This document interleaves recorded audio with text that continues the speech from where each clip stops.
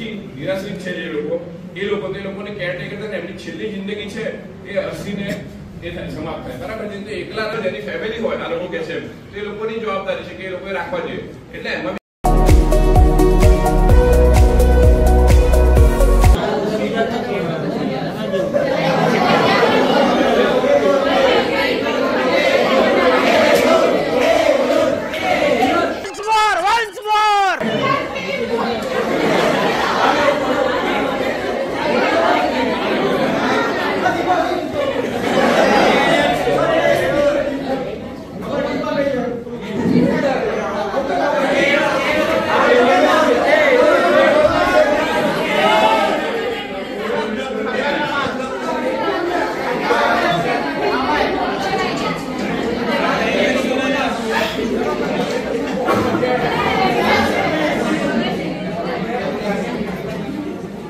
Enable છે, જે paralyse વાળા પેશન્ટો છે, જે વૃદ્ધો છે, એ લોકો માટે કોઈ એ લોકોને સપોર્ટ કરવામાં આવે છે. જે ગવર્નમેન્ટ દ્વારા સંચાલિત એનજીઓ થી જે વૃદ્ધાશ્રમ જે ખુલાયા છે, આપણે ઓપન કરાયા છે ગવર્નમેન્ટે, એમાં એ લોકોને બેઝિક જે સપોર્ટ પૂરો પાડવામાં આવે છે, મેડિકલ મેનેજમેન્ટ આપવામાં આવે છે, અલગ અલગ જે સ્કીમો છે એના દ્વારા એ લોકોને ટ્રીટમેન્ટ પણ આપવામાં આવે છે.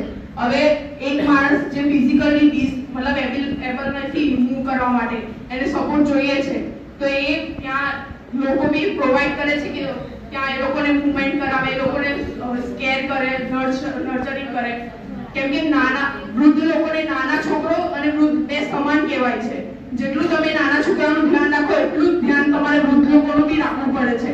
પણ આજના ટાઈમમાં કોઈને પાસે ટાઈમ નથી હોતો. આ ટાઈમે ઉઠવાનું, આ ટાઈમે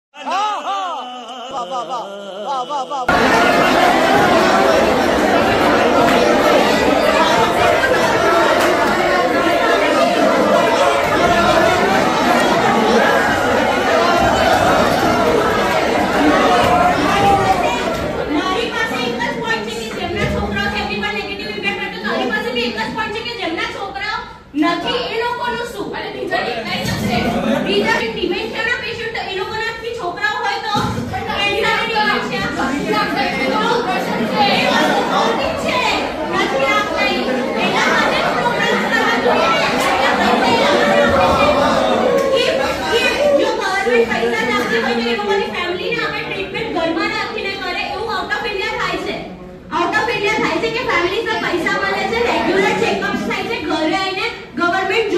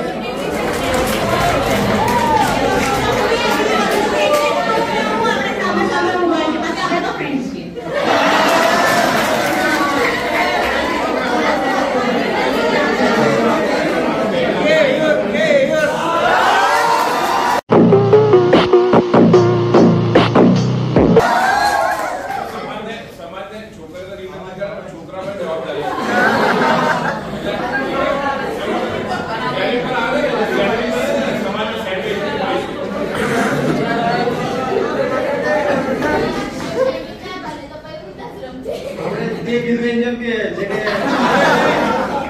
જેને છોકરા ના હોય તે ખાલી છોકરીઓ જોઈએ તે વૃદ્ધાશ્રમમાં મૂકીને મતલબ એને, પણ જેને છોકરા છે એના હોવા છતાં પણ વૃદ્ધાશ્રમમાં મૂકી એનું સીધું શીખવાની દેવાનું હોય તો બે બાજુ હોય, નેગેટિવ અને પોઝિટિવ બે હોય.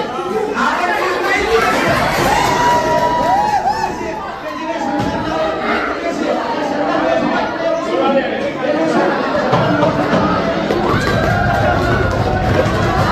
जान दे देंगे इसके लिए, क्या बात कर रहे हो आप?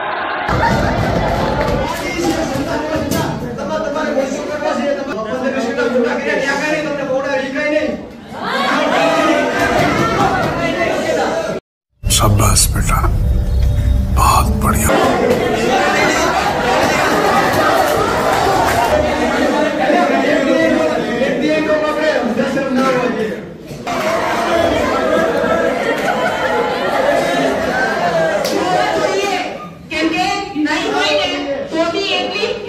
છોડવાના જ છે.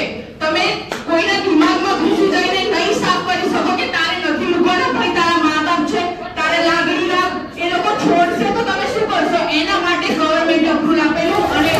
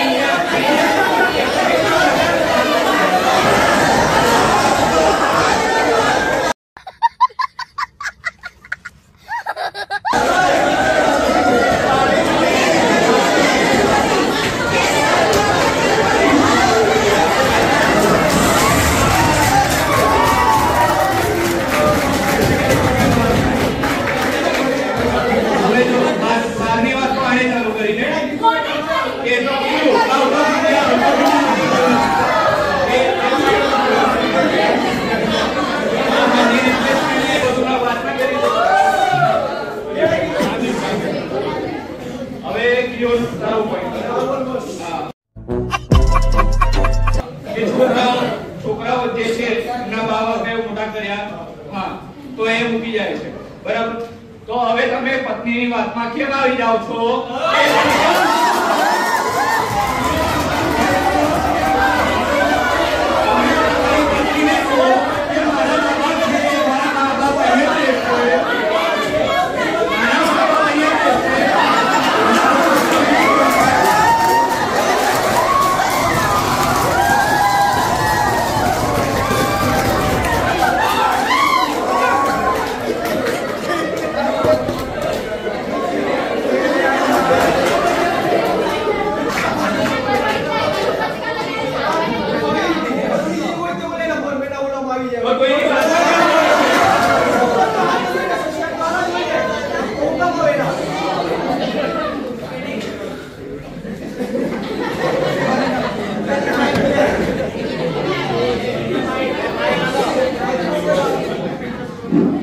quite healthy debate.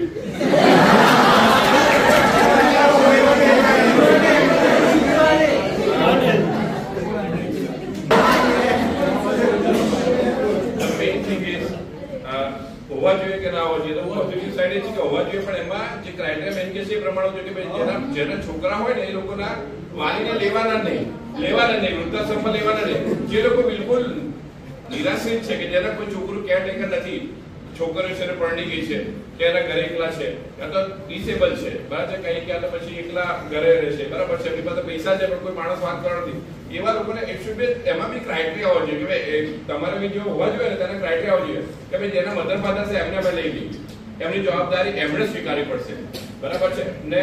જેના કોઈ નથી એ લોકોને, તો એના માટે તમે નામ આપ્યું છે, શું નામ આપ્યું છે? Already retired. એટલા માટે કીધું વૃદ્ધાશ્રમ એટલે કોઈ આશ્રમ એટલે નિરાશ્રિત તો આજે લોકોના કોઈ કેરટેકર નથી તો એને રખાય, પણ જેના કેરટેકર જેની ફેમિલી હોય આ લોકો કે છે તો એ લોકોની જવાબદારી છે કે એ લોકોએ રાખવા જોઈએ. એટલે એમાં બી ક્રાઇટેરિયા હોય છે, વૃદ્ધાશ્રમમાં બી ક્રાઇટેરિયા હોય છે કે એ લોકોને એન્ટ્રી આપી છે ને તો જેની ફેમિલી હોય.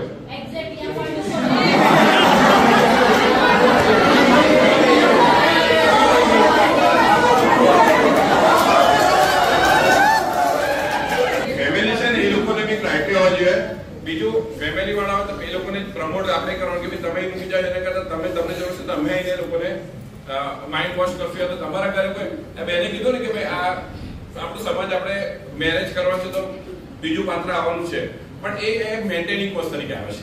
આપણે હોમિયોપેથી પડ્યા ને સાયકોલોજીકલ છે, તો કોઈ બી ડિસીઝ થાય ને એમાં કોઝ આવે છે, તો જે તમે કહો છો ને ચોટલા વાળા બેન એ પ્રોબ્લેમ મેન્ટેનિંગ કોઝ છે. એટલે પેલો બચારો થાકી જાય ને આવી થાકી જાય, પણ એકચ્યુઅલી હવે we are living in the nowadays in a modern society and these are the common problem. Each and every has to face this problem. કોઈ મારા ઘરમાં કે એવું નથી, બધાના ઘરમાં we have to face the same problem. પણ એને કેવી રીતે ડીલ કરવું ને, that is a part of our organ. બાકી કે એને પોઝિટિવ આ કીધું ને પોઝિટિવ સાઈડ લેવાનું, નેગેટિવ સાઈડ લેવાની જરૂર નથી. એટલે બધી વસ્તુની બે પાસા હોય છે, પોઝિટિવ અને નેગેટિવ. તમે જેવું વિચારશો એવું થશે. સો આપણે પોઝિટિવ વિચારીએ કે વૃદ્ધાશ્રમ હોવો જોઈએ, પણ એ લોકોના માટે કે જેને કોઈ નથી, નિરાશ્રિત છે જે લોકો, એ લોકોને કેરટેકર થાય ને એમની છેલ્લી જિંદગી છે એ હસીને એ થાય સમાપ્ત થાય, બરાબર છે? તો એકલા રહેશે, એકલા હોય જીવન બહુ સારું ના જીવાય ને. એકલા હોય ને તો માણસ લાંબુ જીવી ના શકે. ફેમિલી સાથે હોય ને અપબ્રિંગિંગ તો છોકરાઓને બધાને જોઈને ટાઈમ પાસ બી થાય, કારણ કે મોટી ઉંમર માણસ ટીવી જોવે તો કેટલો કલાક જોવે. So this is the main problem કે ભાઈ એ લોકોને સમાજ જોડે આપણે લઈ ચાલવાના છે. તો વૃદ્ધાશ્રમમાં શું છે, પણ એક વસ્તુ છે કે વૃદ્ધાશ્રમની સાથે છે ને અનાથ આશ્રમ જોઈન્ટ કરી દેવું જોઈએ. આ બી એક ઓપ્શન છે કે વૃદ્ધાશ્રમની સાથે નાના છોકરા હોય તો પછી એ લોકો 3 કલાક 4 કલાક કોમન એક બિલ્ડિંગ બનાવવાની કે જેમાં એ લોકો એકબીજા જોડે એટેચ રહી શકે, તો પેલા લોકોને ફેમિલી મળી રહે અને નાના છોકરાને ગાઈડન્સ મળી રહે. So it should be in the positive way, but we will think about positive. So here I conclude this debate, and debate is continued in the next session also. We will try to.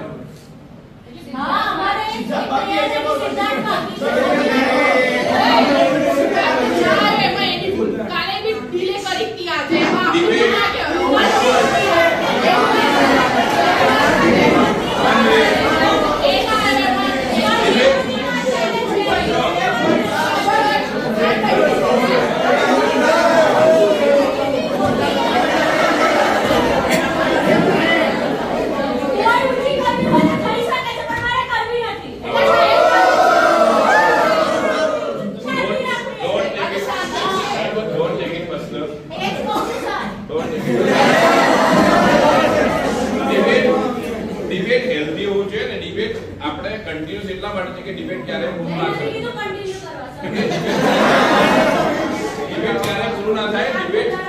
Debate positive લેવાનું છે આપણે, કોઈને અહીંથી બહાર નીકળે એટલે personally કઈ લેવાનું નથી, બરાબર છે?